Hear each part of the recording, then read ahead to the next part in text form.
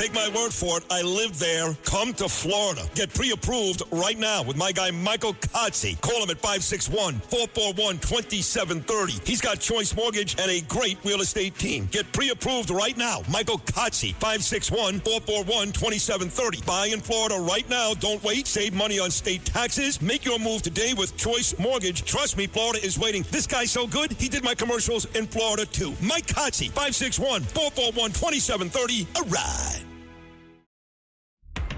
This episode is brought to you by Netflix. So Netflix is basically Santa this year.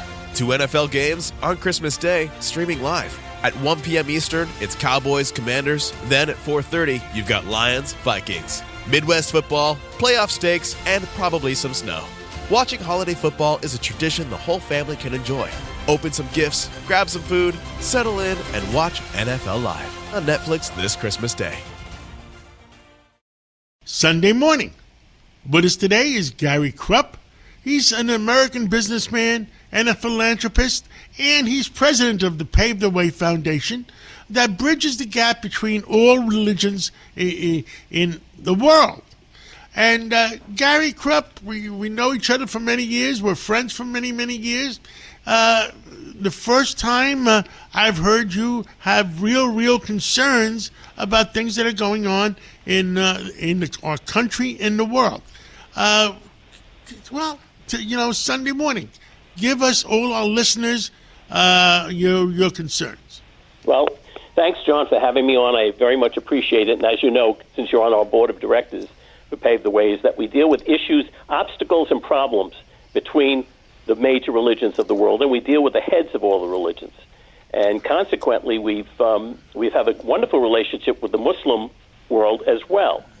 However, there are issues that are going on that we see today with Islamic extremism, which is absolutely appalling. And nobody seems to be pointing it out the way it should be. These people are apostates. These people who are violent Muslims who are killing in the name of Islam are apostates. These are people who are not Muslims. And I'll tell you why. There's an important issue, which you know about very well, John, because you helped us with this years ago, that there's an Islamic scholar, John Andrew Morrow, who has written the book on the covenants of protection. The Prophet Muhammad, who's the highest authority in Islam, died in 632. In 628, he issued what were called the covenants of protection of the Christians of Mount Sinai, of St. Catherine's Monastery. And since then, he issued covenants of protection for Jews and Christians. And if you go to our website, you can see the actual images of these documents. This is critical because this is what's called a fatwa. This is a law of the Prophet Muhammad where he's ordering his followers until the end of days to protect the Christians and protect the Jews. Why? Because they are not infidels. They believe in one God as we do. They're part of our community. And it spells out very clearly that if you do not do this, I'll be there on Judgment Day to judge you. The problem is that you have the Islamists, the extremists, who want to capitalize on just certain phrases within the Quran, and they ignore the person who wrote the Quran, which came afterwards, and it's been sustained up to 50 times throughout the ages. Most Islamic scholars are aware that these covenants exist. Now, and this is a very serious... Now, I am not the most educated person in the Muslim religion. Now, there's two sets of Muslims. There's the Shiites and the Sunni. And the Sunni, yes. Okay. Now, do they both believe in Muhammad? Yes, they do. The problem is the Shia, they believe in their lineage. Is the difference between the Shia and the Sunni are the lineage of Muhammad, who took over the religion afterwards. So that's a complicated issue. And this, of course, is a problem. But let me ask you one more question, because as a layperson, you understand it a lot better than I do, and we may have 1 million listeners out there, maybe more. I want them to understand it. Now you have the Shiites and the Sunnis, and they all believe, and Muhammad made these rules. Now, if there's 1 billion Muslims in the world, maybe how many? 1.4 billion? How many are there? 0.4 billion. Yes. Yeah. Now, how many believe in this in what Muhammad has said? Well, the problem is it's believing in the actual verbiage of what Muhammad said, but it's also how many of these people have taken it to extreme. That's the issue, how many extremists there are out there. And these are issues that we have to confront as Americans, and we have to confront it as Europeans, because what we've seen is the institution of what is called the caliphate, and that's the Muslim Brotherhood's drive towards world domination. And if you remember correct, I arranged for you to meet with Cynthia Farahat, who's an Egyptian Coptic Christian who follows the Muslim Brotherhood daily in Arabic in the chat rooms, and she follows exactly what's going on. She, in fact, wrote the book, The Secret Apparatus, The Muslim Brotherhood's Industry of Death. And Cynthia's incredible because she's really captured everything. For example, she said the October 7th attack on Israel was planned 2 years in advance. It was planned in Turkey, Iran, Qatar, Palestine, and in New York City. They didn't name the time and place, but they knew something big was going to happen. And the entire plan was incredibly executed, was simply to create, first of all, the illusion of a genocide, and to create the sympathy to call for a ceasefire. That was it. Now, how do we know that this is true? Because all of the organizations within a lot of the universities and a lot of the cities, which have been laid out by the Muslim Brotherhood, these were set up, all had the kafia, which is the headdress, and the Palestinian flags days after October 7th. Because all of a sudden, you saw them all over the world. Well, gee, where did these come from? They were shipped in before October 7th. And this is a very, very important issue because this is the entire purpose of the October 7th was not to defeat Israel. They knew that could never happen. But it was to create international isolation of Israel, and it was condemnation of Israel and international anti-Semitism, and that's what's taking place today. It's like lighting a firecracker. It's like lighting a fuse. And this is a very, very serious issue because, as the Muslim Brotherhood has said, he says, first comes the Saturday people, then come the Sunday people. First the Jews, then the Christians. The caliphate is to dominate the world. And there are ways that these governments have to do it. Now, we're watching what happened in Australia. The Prime Minister, these people are idiots. I mean, the guy said, we have to strengthen gun control laws. Are you kidding me? No, you have to do the opposite. You have to arm the citizenry like they do in Switzerland. Yeah, I don't know if you're aware of this, but in Switzerland, it's the safest place in the world. Because every citizen has a gun. Everybody's armed.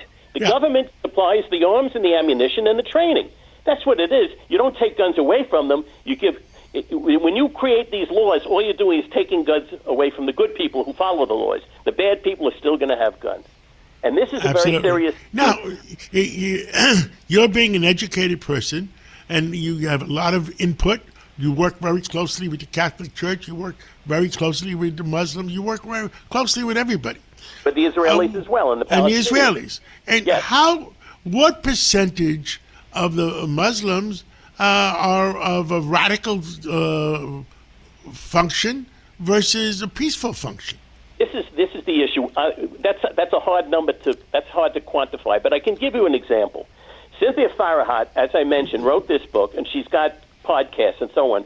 Her strongest supporters are Muslims who say, we support what you're doing in fighting the caliphate, fighting the Muslim Brotherhood. Not only that, if you notice, in Australia, the hero was Ahmed al-Ahmed, who's a Muslim, who stopped this. These are good Muslims that don't want their religion soiled and destroyed by these monsters. And these are monsters, blood-hungry monsters.